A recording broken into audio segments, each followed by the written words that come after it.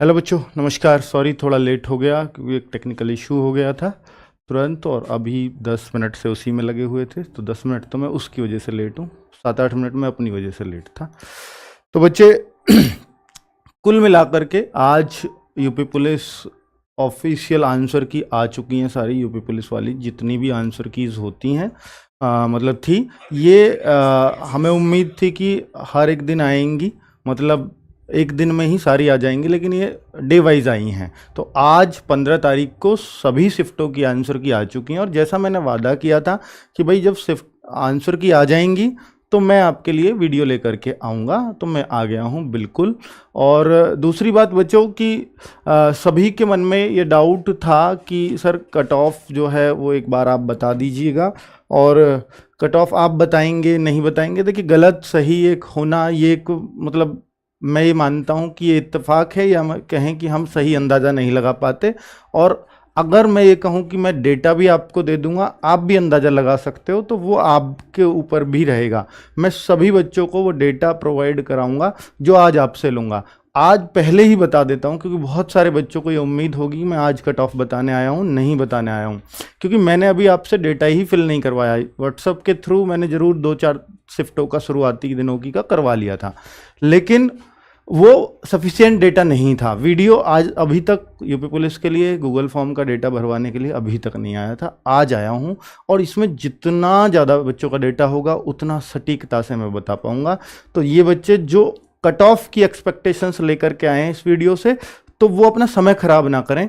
वो उनको मैं बता दूं, कुछ ज़रूरी सवालों के जवाब मैं आपके लिए लेकर के आया हूं, और साथ में मैं आपसे आज गूगल फॉर्म ही फिल कराऊंगा। और जितने ज़्यादा बच्चों का होगा मेरा डेटा, मेरी कट ऑफ उतनी सटीक होगी, ये ध्यान रखना बच्चों, ठीक है। जैसे बहुत सारे क्वेश्चंस गलत आए हैं, स्पेशली जो 30 की सेकंड शिफ्ट है ना, उसमें तो रिकॉर्ड तोड़ गलतियां हैं। मेरे ख्याल से 6 प्रश्न या 7 प्रश्न उसमें गलत हैं। जो बच्चे लोग हैं बहुत परेशान हैं, क्योंकि मैथ और रीजनिंग के अगर क्वेश्चन गलत होते हैं, देखिए जीएस का क्वेश्चन गलत होता है बच्चे का समय खराब नहीं होता, लेकिन मैथ और रीजनिंग का क्वेश्चन गलत होता है तो बच्चे का समय भी खराब होता है। उस समय को कोई भी काउंट नहीं करता, ठीक है। तो भाई वो बहुत बड़ी मतलब मैं कहूँगा बोर्ड की मिस्टेक है, या जो भी है।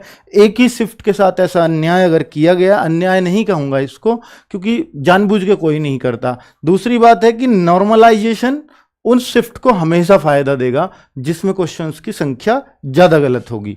बाकी अगर अब बच्चों के मन में है कि सर उन क्वेश्चंस का सबका आंसर दे दिया है बोर्ड ने, तो क्या अगर बोर्ड ने उन क्वेश्चंस का आंसर दे दिया है तो अब कॉपी हमारी उस हिसाब से चेक होगी, हमें फुल मार्क्स मिलेंगे नहीं मिलेंगे? तो मैं आप उन बातों का भी जवाब दूंगा आपको, उसके कितने मार्क्स मिलने वाले हैं, ठीक है।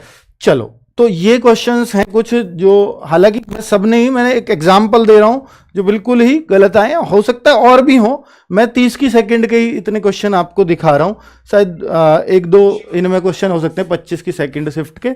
बाकी 30 की सेकंड शिफ्ट है जो सबसे ज्यादा प्रभावित हुई है या प्रताड़ित हुई है, ठीक है।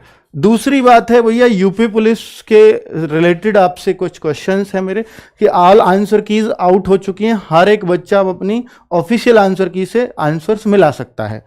हालांकि ज्यादातर प्रश्न बिल्कुल सटीक ही दिए हैं इन्होंने, पर जो गलत प्रश्न थे उनके आंसर दे करके बच्चों को थोड़ा नाराज किया है, इसमें कोई शक नहीं है।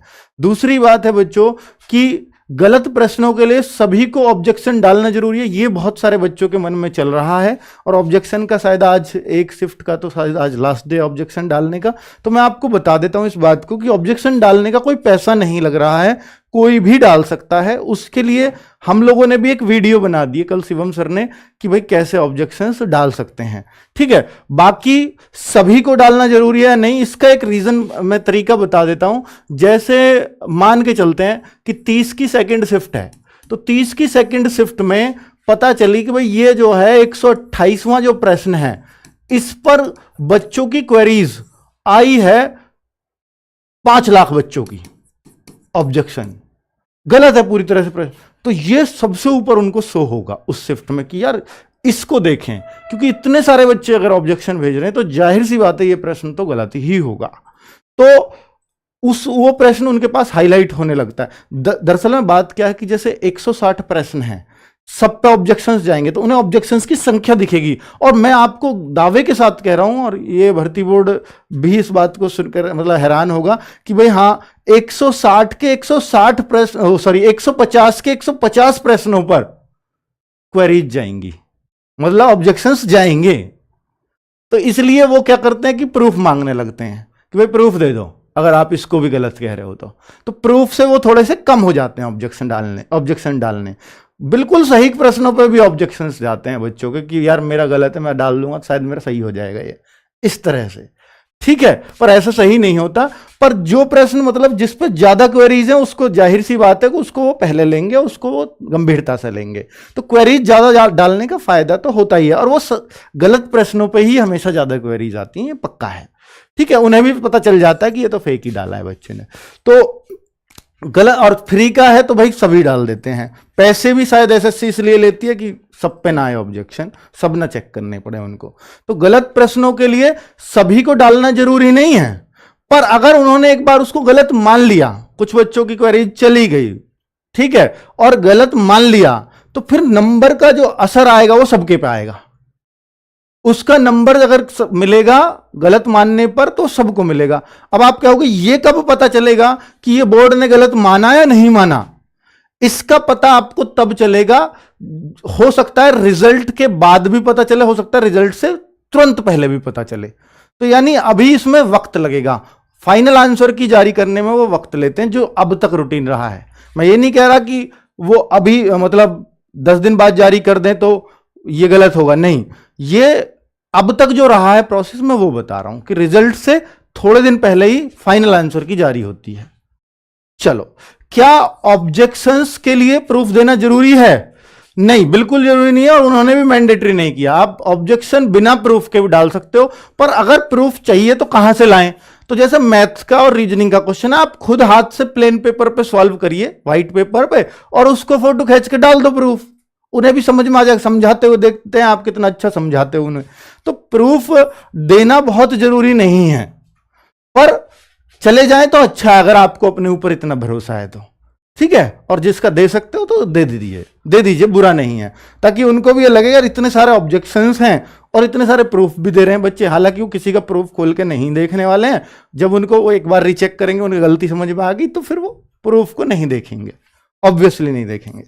ठीक है, गलत प्रश्नों के, अब जीएस के प्रश्नों का या हिंदी के प्रश्नों का कहां से प्रूफ दें? तो ये फिर आप बुक का फोटो खींच के ही अक्सर बच्चे देते हैं, इंटरनेट पे गूगल करके बच्चे दे रहे होते हैं, और गूगल पे आपको ना हिंदी में तो सारे उत्तर मिल जाते हैं कई बार। ठीक है, तो वो बच्चा अपने हिसाब से वहां डालता रहता है। चलो, गलत, और इसमें दोगे या नहीं दोगे वो रीचेक कर लेंगे अगर क्वेरी ज्यादा आ जाएंगी तो, ये पक्का है। गलत प्रश्नों के अंक सभी को मिलेंगे क्या? यह भी एक बहुत बड़ा सवाल है कि गलत प्रश्नों के अंक सभी को मिलेंगे क्या? हां, हर बच्चे को मिलेंगे, लेकिन उसका एक तरीका है। गलत प्रश्नों के अंक का एक तरीका है जो नोटिफिकेशन से लाया हूं, ये फोटो खींच के।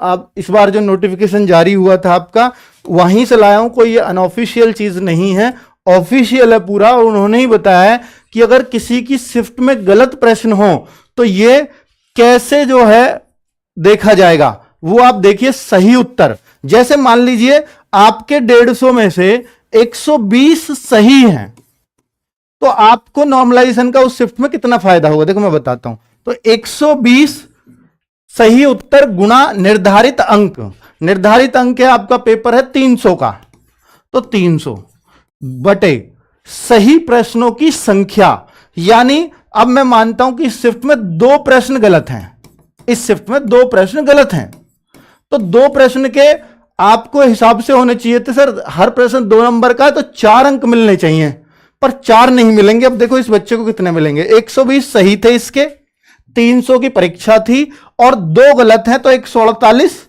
का भाग दे दिया।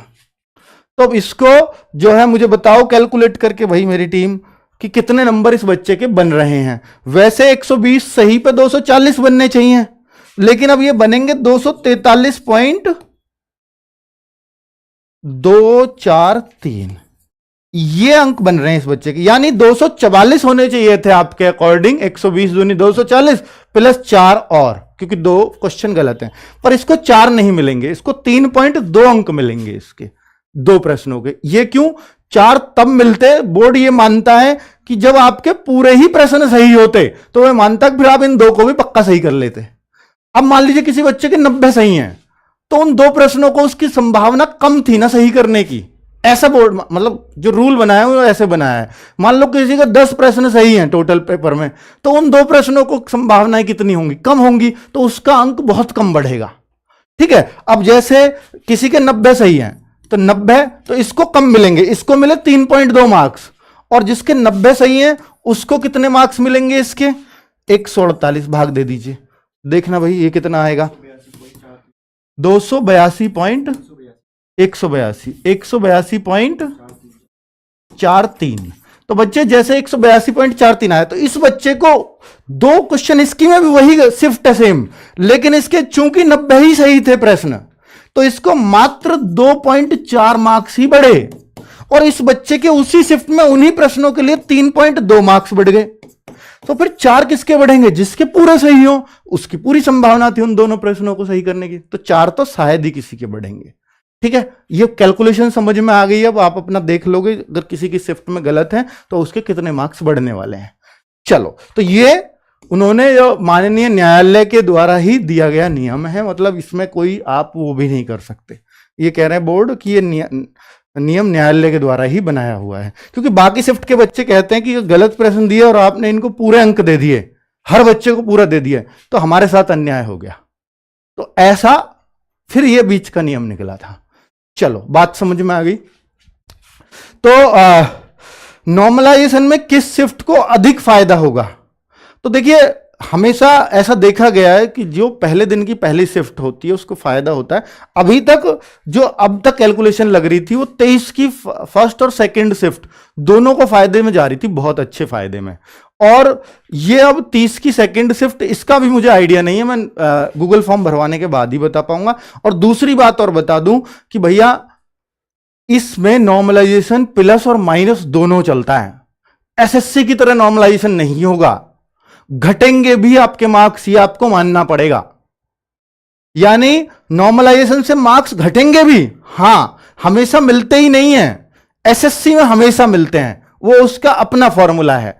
और बोर्ड का जो अब तक रहा है, यूपीआई देख लो, यूपी पुलिस, और देख लीजिए पहले जब से नॉर्मलाइजेशन शुरू हुआ है, और अब इसमें देख लेना आप कि इसमें नॉर्मलाइजेशन में प्लस भी होंगे और माइनस भी होंगे। तो इसलिए मैं कट ऑफ को बहुत ऊपर नहीं मानता। हां, ऊपर मानता नॉर्मलाइजेशन होने के बाद, अगर सबके बढ़ रहे होते एसएससी की तरह होती तो कट ऑफ हाई जाने के चांसेस होते बहुत। ठीक है, अभी क्या होंगे वो मैं आपको बता देता हूं बच्चों, सारी चीजें मैंने आपसे डिस्कस कर ली हैं। एक्सपेक्टेड कट ऑफ एक तो भी मैं बताने वाला हूं बच्चों, एक्सपेक्टेड कट ऑफ आज नहीं बताने वाला हूं, पहले ही बोल रहा हूं कि एक्सपेक्टेड कट ऑफ की परसों वीडियो आएगी। आज मैं डेटा ले लूंगा, कल मैं एनालिसिस करूंगा, आज तो आने का वेट करूंगा सारा डेटा। ठीक है, कल एनालिसिस करके परसों आपकी वीडियो आ जाएगी दिन में ही, वो टाइम मैं अभी बता देता हूं आपको। तो यूपी पुलिस आंसर की आउट, उसके हिसाब से मतलब ये आपको गूगल फॉर्म है जिसका लिंक मैं नीचे ही देने जा रहा हूं। तो नेम सिर्फ बहुत नॉर्मल डिटेल मांगी है, नेम भर दीजिए, जेंडर जो जरूरी डिटेल है, कैटेगरी फ्रीडम फाइटर वगैरह भी है इसमें, एक्स सर्विसमैन, होमगार्ड भी ये कैटेगरी बना दी क्योंकि होती हैं। और स्टेट आपका उत्तर प्रदेश और अदर स्टेट डालना है, जो भी हो, अदर के हो तो अदर डाल देना। ये एग्जाम डेट कौन सी थी, एग्जाम शिफ्ट कौन सी थी आपकी फर्स्ट सेकंड में से, करेक्ट क्वेश्चंस कितने हुए, और आपका मार्क्स आफ्टर नेगेटिव लिखना, नेगेटिव काटने के बाद। और आरडब्ल्यूए के यूपी पुलिस वाले मॉक में आपका स्कोर क्या रहता था, ताकि मैं ये भी देख पाऊं बच्चा किस लेवल का था। अगर ये मैंडेटरी नहीं है, नहीं देते हो तो मत भरना इसको। और फोन नंबर, ये आपको मुझे कोई डेटा आपका कुछ इस्तेमाल नहीं करना है, आपको जो इसमें फोन नंबर डालना है वो सब ये ले लेता है, ये नहीं है कि इसको ओरिजिनली फोन नंबर आपका चाहिए होगा।